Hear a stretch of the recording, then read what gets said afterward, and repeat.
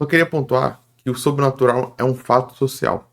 Não importa se você acredita ou não, não importa se a gente pode provar ou não através de experimentos científicos ou não científicos, a questão é que o sobrenatural está na nossa cultura, nas nossas crenças, nos nossos ensinos, na nossa pedagogia. O sobrenatural faz parte das nossas histórias, da nossa criação e das nossas interações como seres humanos. Nós acreditamos ou temos o sobrenatural de maneira consciente ou inconsciente. Mesmo que você seja um ateu, com certeza você foi criado dentro de uma cultura que tinha alguns traços de sobrenaturalidade e você, querendo ou não, porque sua mente muitas vezes é mais poderosa do que a sua vontade, você tem traços dessa sobrenaturalidade até no seu inconsciente.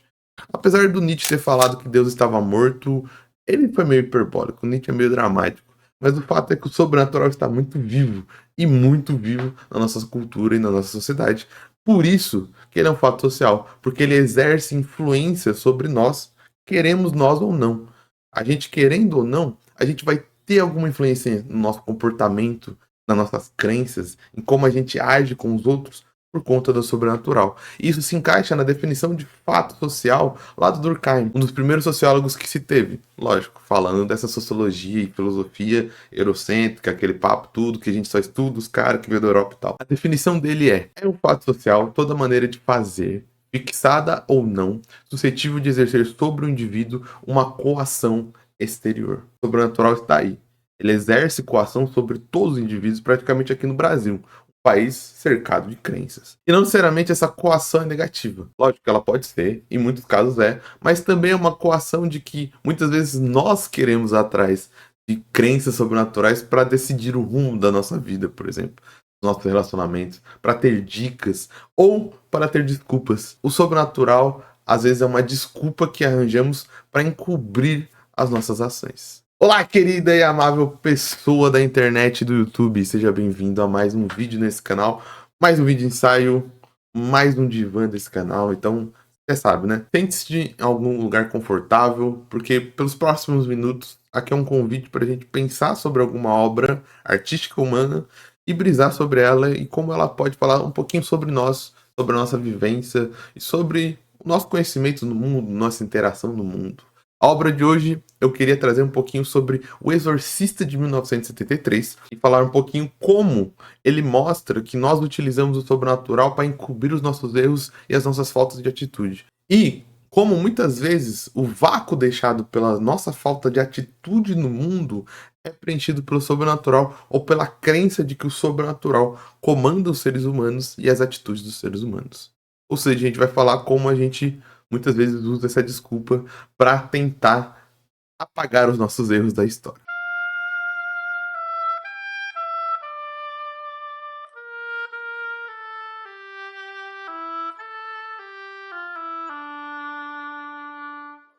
O Exorcista de 1983, que apesar de ser um filme de terror que muitas vezes é esquecido pela indústria de Hollywood no quesito de premiação e crítica, mas que é um subgênero e um gênero que traz bilhões de dólares para a indústria, mas não vai ter nenhuma indicação em nenhum dos prêmios, apesar de terem filmes excelentíssimos e filmes que seriam dignos de nota. Apesar disso, ele é um filme muito cultuado e um filme relembrado até hoje. Tem várias cenas, né, que são clássicas, que são repetidas, que servem de inspirações para os novos diretores que são de terror ou não, né? Como a cena do padre chegando pro exorcismo, como a cena do vômito, a cena de virada de cabeça, todas aquelas cenas bem grotescas e que dão medo até hoje, né? Esse filme, ele tem dois protagonistas principais, que é o padre Damien e a menina Regan. O padre Damien, ele é o padre que vai fazer a ponte do exorcismo e que, ao mesmo tempo, a gente acompanha a história dele de negação e dúvida da sua fé. Ele está passando por um momento muito difícil, onde a sua mãe está totalmente doente, onde ele tem que continuar com o seu trabalho de padre, mas um trabalho que parece que não está gerando muitos frutos, nem espirituais e nem financeiros. Ele vive numa condição bem precária, apesar de ter dedicado a sua vida aos estudos, à igreja e à fé. Uma condição tão precária que ele não consegue tomar conta da mãe. A mãe está com um problema de saúde bem sério, bem avançado de idade, e ele, por exemplo, não tem condições de pagar um grande hospital, um grande médico, ou levar ela até a sua casa para cuidar dela. Ele depende até da ajuda de um tio para ir cuidando da sua mãe e vendo se ela está bem ou não. Ou seja, um momento extremo de crise. Porque ele dedicou a vida dele toda à igreja. A vida toda dele aos estudos da igreja. Ele estudou psiquiatria, ele é formado em psiquiatria. E quem sabe poderia ter sido até um médico ganhando dinheiro, mas ele dedicou esses conhecimentos à igreja. Mas de nenhum momento essa dedicação parece ter sido iluminada por Deus. E é lógico, e dentro de teologia, dentro de interpretações da Bíblia, a gente pode virar e falar pro padre Damien que não, padre, não quer dizer que você vai se dedicar a Deus e vai voltar. Não é sobre isso a fé em Cristo, não é sobre isso a fé católica. Mas ao mesmo tempo, como ele não vai questionar em algum momento? Acho que todos os grandes homens de Deus, todas as grandes pessoas que tiveram em igreja, vão se questionar em algum momento. Afinal, como vencer o ego, como vencer a comparação com o mundo, como vencer a propaganda, como vencer o capitalismo, como vencer a sociedade que vai te apontar o dedo e te ver como um fracassado ou como uma pessoa que está dedicada numa vida de sacrifícios. E do outro lado a gente tem a Reagan, uma menina de 12 anos que está passando por as transições da vida biológica e nesse meio termo acha um tabuleiro de Ouija e decide jogar com esse tabuleiro de Ouija e acaba libertando algum ser sobrenatural que acaba tomando conta do seu corpo sem ela nem ter noção disso. O gato fez barulho e eu tô falando desse filme, e só de eu falar desse filme eu fiquei com medo, e o gato fazendo barulho me deu medo. Eu vou ter que cortar essa parte. Eu queria me concentrar aqui, principalmente na Reagan. Não porque o personagem do Padre Damien ele seja descartável, não. Mas ele provavelmente seria tema de um vídeo só pra ele. A menina Reagan, ela tá passando por uma fase de transformações que é comum para todos nós seres humanos e até para os animais. Muitos animais mudam de forma a partir do momento que eles estão começando a chegar na vida adulta, né? Forma do corpo, forma de se alimentar e tudo mais. Ela tá começando a chegar no período da puberdade, onde os hormônios vão mudar, onde o crescimento dos ossos vai mudar, onde a psique vai mudar, porque é a partir desse momento que a gente começa a desenvolver com mais primor o córtex pré-frontal, que é a parte de frente do cérebro, sabe? Que é uma parte que é muito importante para tomar decisões, para pensamentos abstratos e muito mais. E essa mudança de transição, ela tem os efeitos. Como a sua mãe é uma artista, uma atriz, ela fica mudando de cidades a todo momento para os sets de filmagem. Ou seja, a Reagan não tem uma vida fixa, uma vida onde ela possa ficar fixamente pensando nas coisas, onde ela pode construir um relacionamento com amigos, ela pode construir um relacionamento até com a própria mãe que seja duradouro. E não que a mãe esteja errando, a mãe precisa, dentro do sistema que a gente vive, trabalhar para pagar as contas e com certeza ela vai conseguir dar uma vida muito boa para Reagan. Mas, por esse modelo de vida, lógico que faltam coisas para Reagan. Tanto que você vê que durante o filme todo, a Reagan não se encontra com nenhum amigo, não é feito nenhum tipo de interação social com outra pessoa da idade dela. A Reagan só tem a mãe, ela mesma, e as empregadas que trabalham dentro daquele lugar. E é muito interessante que a mãe, por ter um tipo de vida muito acelerado, por ter um tipo de vida que ela não vai conseguir lidar com todas as coisas que ela precisa da filha dela, ela não consegue perceber que apesar da filha estar dando alguns sinais problemáticos, a primeira coisa que ela pensa, a primeira coisa que ela vai atrás é atrás do médico. Em nenhum momento ela tenta conversar, em nenhum momento ela tenta suprimir aquilo dentro de um relacionamento mãe e filha. A medicina já é jogada imediatamente assim que se é visto o problema. Isso não é uma crítica aos médicos, é só parte da minha reflexão de que aqui os erros começam a se acumular. É a partir desse momento que os erros vão cada vez mais se acumulando, um vácuo de relação entre seres humanos vai cada vez aumentando, e o sobrenatural vai entrar nesse vácuo e vai tomar conta, e é ele que vai definir o futuro dessa criança. Veja, não quero entrar na reflexão moderna, que principalmente alguns evangélicos têm, de que se você não serve a Deus, é espaço para o mal. Se você não serve a Deus, você tem depressão. Se você não serve a Deus, o demônio vai entrar na sua casa e vai entrar em você. Não. porque eu estou usando a obra cinematográfica para falar sobre uma reflexão que eu tenho de que a obra cinematográfica está sendo metafórica. O sobrenatural poderia ser qualquer outra coisa. O sobrenatural poderia ser o abuso de drogas, o abuso de bebida alcoólica antes da idade permitida, poderia ser a menina fugindo de casa porque não tem atenção da mãe. Entende onde eu estou querendo chegar? Aqui eu só estou usando o sobrenatural como uma metáfora. O sobrenatural, na minha visão e nesse vídeo, não existe dentro do filme. Dentro do filme, o sobrenatural é só uma desculpa para criticar outro tipo de comportamento humano, principalmente dos adultos, que é não dar atenção, que é muitas vezes não dar atenção devida aos seus filhos e não dar atenção devida às novas gerações. Os adultos sempre relegam, em algumas partes, novas gerações e o propósito que eles deveriam ter. A partir do momento que você tem uma nova geração, individualmente ou socialmente, você como adulto, você como mais velho, deveria ser aquele que irá guiar a nova geração. Porque, aliás, é você que tem o controle das coisas, você que tem a maturidade. Não adianta nada a gente jogar os jovens pro escuro, achando que assim é mais fácil e que assim eles vão amadurecer mais rápido, assim vai ser mais fácil e tudo mais. O que a gente vai estar jogando é pessoas pro abismo que vão desenvolver uma série de traumas, transtornos e distúrbios durante o caminho porque não tiveram nenhuma espécie de guia. Então, a mudança de fase da Regan é extremamente regular. O médico, em nenhum momento, vai tentar conversar com a Regan. Tem vários momentos em que a mãe conversa com os médicos, mas é interessante que durante o filme, em nenhum momento o médico vai conversar com a Regan de maneira suave, tranquila.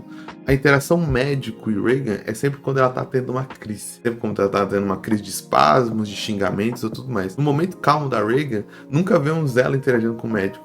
O médico só trata com a mãe. A total exclusão da menina do tratamento dela mesma e da saúde mesmo. Não se ouve quais são os pensamentos que ela tá tendo, quais são os problemas que ela tá tendo. Ela não participa da interação e nem dos cuidados da própria saúde. Mas aí, eu acabei de falar que os adultos têm que guiar, mas falei que a criança tem que participar. Sim, porque essa guia não é tomar a criança pela sua mão e arrastá-la pelo caminho que você acha o certo, mas é ajudá-la a enxergar o caminho. A Regan é a que mais sabe o que está passando pela cabeça dela, mas em nenhum momento é perguntado a ela o que está passando pela cabeça dela para tratar a cabeça dela. Imediatamente só são passados remédios, como se o remédio fosse tomar conta. E é isso. Problema de crianças, as crianças passam por isso, é só uma fase, é só esperar que tudo passe. É só colocar a poeira para baixo do tapete, não agir como se tivesse um problema, e é isso. Daqui a um momento ela vai ter preparado, vai ter virado um adolescente, e isso, as crises vão passar, e nós, como os adultos, não fazemos nada. Isso não é uma problematização. Lógico que você está num tempo do humano específico. Estamos falando de 1973, estamos falando de uma psiquiatria de 1973, que não é a psiquiatria e a psicologia de 2023,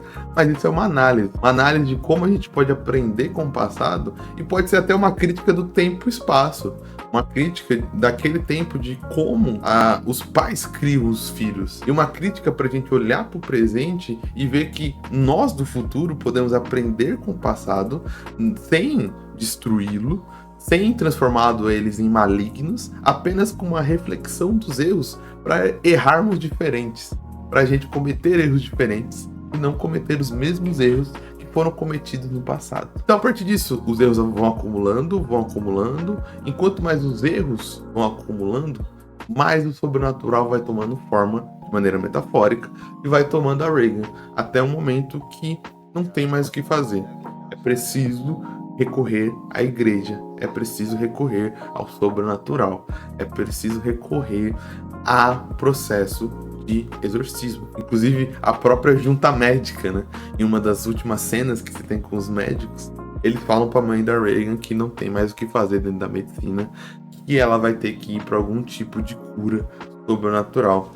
E a partir desse momento que o exorcismo vai começar a ser realizado. E a partir desse momento que o padre Damien vai contactar um padre exorcista, o ciclo vai ser fechado e o processo de exorcismo vai ser feito. E nesse processo, nada vai dando certo, mas a partir desse processo que o padre Damien tem a sua última reflexão sobre a fé, sobre o sobrenatural, e parece que, pelo menos na minha vista, ele percebe que o sobrenatural existe, ele percebe que a fé existe, ele percebe que existe um mundo além do nosso, ele percebe que aquela criança não merece estar passando por nada disso.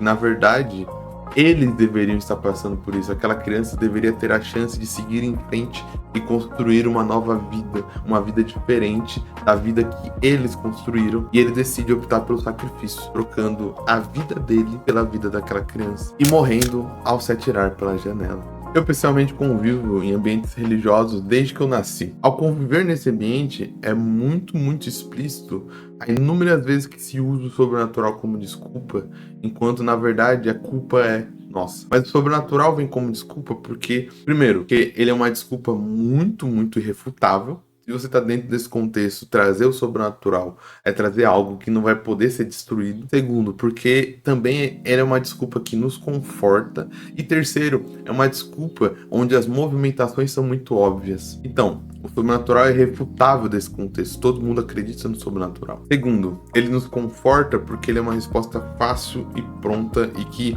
você pode colocar em qualquer lugar. Tudo sobrenatural pode influenciar. Tudo, desde do seu relacionamento dando errado, desde não ter dinheiro, desde não ter comida, tudo. Os seus filhos não te obedecerem, as pessoas não gostarem de você, as pessoas falarem mal de você, tudo pode ser envolto pelo sobrenatural. Tudo pode ser uma aprovação do sobrenatural. Tudo pode ser o sobrenatural influenciando a sua vida. E te leva a uma solução muito simples, que é: se você está com um problema do sobrenatural mal, ou seja, o sobrenatural mal está contra você, é só você ir atrás do sobrenatural bom. E aí é muito fácil, porque você não precisa raciocinar, você não precisa mudar de atitude, você não precisa mudar o seu comportamento dentro da sociedade, você não precisa mudar como você fala dentro do seu relacionamento para melhorar o relacionamento. Você simplesmente precisa ir em hábitos religiosos que já estão prontos, em orações que já estão prontas, em movimentos que já estão prontos, em movimentos que você não vai gastar nenhum tipo de energia pensando o que você vai fazer. Você simplesmente vai para esse movimento. Você vai realizar esse movimento e durante a realização desse movimento, a entidade sobrenatural boa vai te olhar e vai te livrar daquilo. Mas é difícil acreditar que o sobrenatural influencia tudo. Porque imagine comigo, se o plano do sobrenatural mal, nas religiões que forem, é destruir o mundo, por exemplo, por que ele se importaria tanto em influenciar as nossas vidas, dignos ordinários que não temos nenhuma influência no rumo do mundo? Eu sei que é um pensamento bobo e clichê, mas é muito mais óbvio pro sobrenatural mal ir atrás de, sei lá, presidentes, governadores, bilionários que mandam na bolsa de valores, sabe? Por que o sobrenatural mal está preocupado comigo, Leonardo, que mora numa casa pequena, tem um trabalho humilde, numa cidade do interior de São Paulo que tem 50 mil habitantes? Qual que é a minha importância do mundo? E aí vai outro quesito que é muito impactante do sobrenatural. Você ganha importância.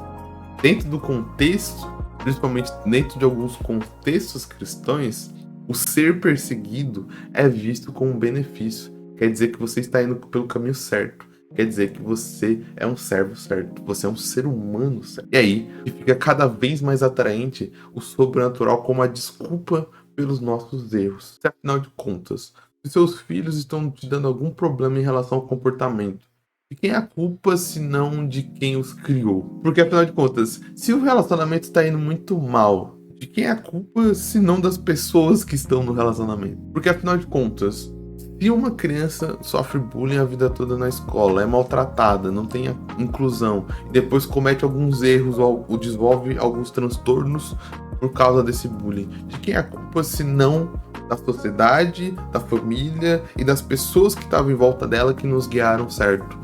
Quem é a culpa? É muito difícil assumir que a culpa de muitas coisas que acontecem em nossas vidas é de nós mesmos, é dos nossos erros.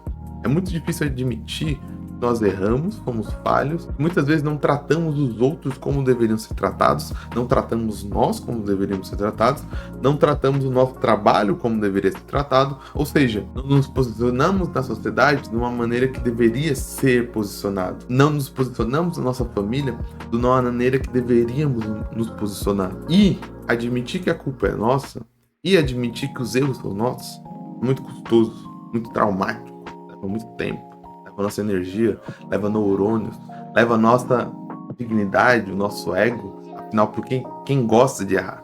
Quem gosta de ter feito errado? Quem gosta de pedir perdão? Ainda mais nessa cultura onde você tem que ser perfeito cada vez mais. E aí que o sobrenatural vem como step. Aí que o sobrenatural é muito atraente. Porque é muito mais fácil um pai ausente falar: esse menino tá com depressão por falta de oração, do que ele ter que admitir que esse menino está totalmente apático e triste por uma série de traumas que ele teve que presenciar desde os 4 anos numa família desestruturada e dentro de um casamento ruim, onde o pai cometia qualquer tipo de absurdo desse casamento. É muito mais fácil a gente ir para um determinismo para falar para um menino que foi pro crime dentro de um contexto de pobreza, falar que filho de peixinho, peixinho é, porque o pai dele já tá preso, do que a gente admitir que como sociedade nós erramos ao deixar um menino não ter pai, ao deixar um menino não ter comida, ao deixar um menino não ter dignidade. É muito mais fácil ir pro sobrenatural, porque o sobrenatural é aconchegante. O sobrenatural nos ajuda a encobrir os nossos erros, a esquecer de que muitos problemas que existem na realidade não é por conta do próprio ser humano, não por conta de um agente sobrenatural. É isso, mais um vídeo. Espero que vocês tenham gostado, espero que tenha sido de alguma maneira bom, em entretenimento, em reflexão, em filosofia, em brisa, em arte, o que seja. Eu vou ficando por aqui depois de mais um vídeo. Não esqueça do seu engajamento, deixa o curtir, o compartilhar, o comentário. Se você não é inscrito ainda no canal, se inscreva para ajudar o engajamento do canal. Eu vou ficando por aqui, até uma próxima e tchau!